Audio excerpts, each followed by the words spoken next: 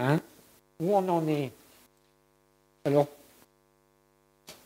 pour 2019, dans les grands principes des comptes, on a fait une modification. Nous avions une subvention de la région de 152 000 € qui était là, qu'on nous avait donné et qui est à nous.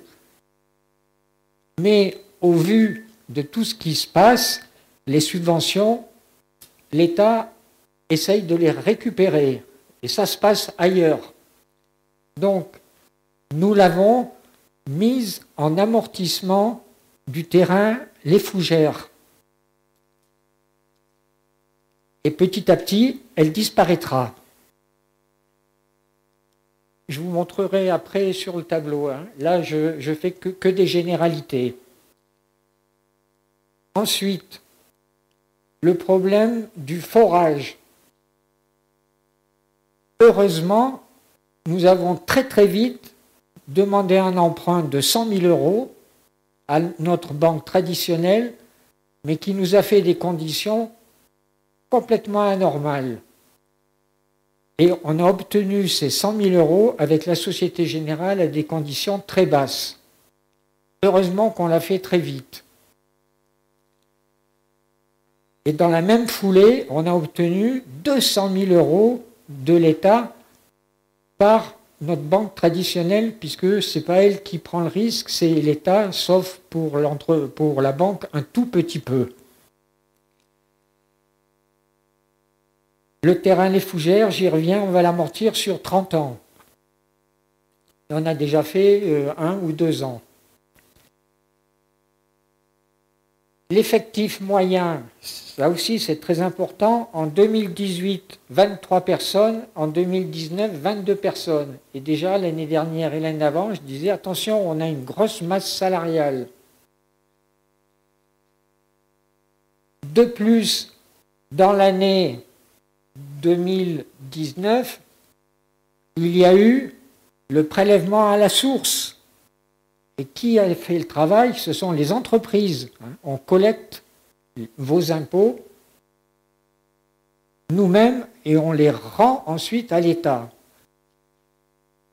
Le CICE a disparu, ça a été remplacé, parce que le CICE, c'est un mot horrible, c'est donner de l'argent à des entreprises, et ça a été remplacé par des baisses de taux de cotisation sociale. Donc, tout cela a fait un gros travail au niveau de la comptabilité, et je vous parlerai de la comptabilité, parce qu'on n'a plus de comptable. Mais je vous expliquerai comment nous avons résolu le problème. Alors, dans les chiffres, le premier tableau, on est sur l'actif. L'actif, la ligne tiers et sociétaire, ce sont les membres. Les paiements sont parfaits. On n'a pas de dû, mais nous faisons chaque mois des contrôles et des relances. La trésorerie, l'année dernière, elle était à 255 000 €. Cette année, 2019, elle finit à 213 000 €. Donc c'est à peu près pareil. La feuille suivante.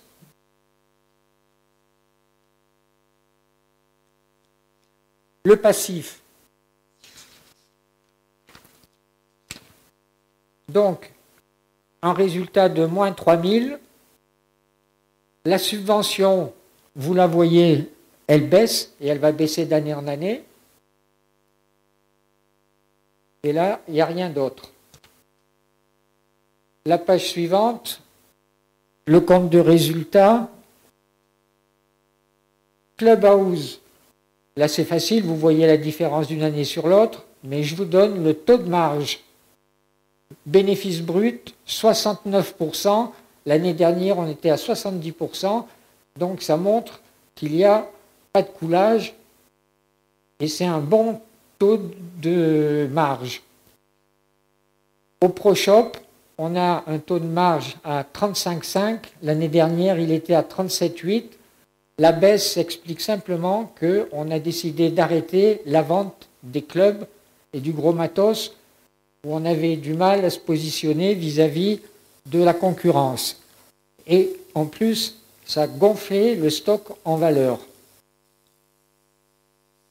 Dans les autres achats et charges externes, là on passe de 377 à 418. On a l'eau. On a pris une facture de 10 000 euros qui est en contestation. On a l'entretien du matériel. Vous en avez parlé, dont François.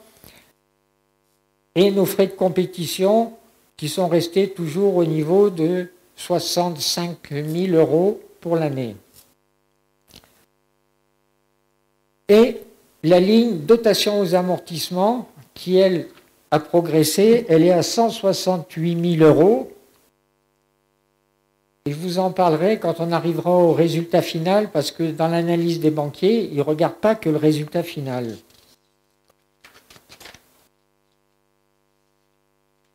Donc, la dernière page, il n'y a rien de spécial. Pour ceux qui seraient intéressés, la charge exceptionnelle sur exercice antérieur, c'est un contrôle d'URSSAF sur 3 ans en arrière, avec des redressements où, malgré le fait que je me sois battu contre la vérificatrice, qui, par exemple, pour le comité, pour la coupe du personnel, on donne de l'argent. Sauf que c'était des chèques. Et ça, c'est totalement interdit. Et après avoir longuement discuté, elle m'a expliqué comment il fallait faire. Il faut faire comme dans les administrations, des bons d'achat. Et là, ça passe ni vu ni connu.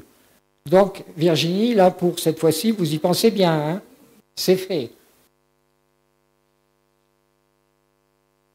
Alors maintenant, le résultat net, moins 3 000.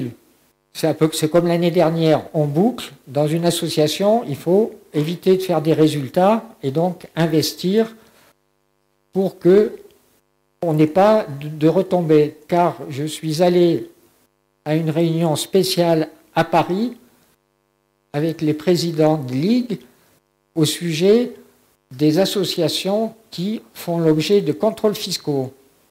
Et ça se passe très mal chez celles où cela arrive. Donc pour nous, les banquiers, qu'est-ce qu'ils regardent? Ils additionnent ce qu'on appelle un cash flow, ils regardent quel est notre résultat net, combien on a d'amortissement, on a 169 000 euros d'amortissement, donc ça veut dire qu'on est positif en trésorerie. Ensuite, il y a des petits graphiques. Alors, dans les petits graphiques, vous l'avez déjà entendu, on a en chiffre d'affaires les cotisations qui représentent 41%. Donc, on est vraiment un club de membres. Et si vous cherchez les green fees, si vous cherchez les green fees, c'est que 16%. Et j'en parlerai quand je vous montrerai en 2020 ce qu'on a pu faire sur le mois de juillet, où on a réussi à faire plus de green fees malgré le Covid qu'avant. Pourquoi? Parce que Virginie a bien géré l'occupation du terrain. C'est ce que Pierre disait. Bon, on passe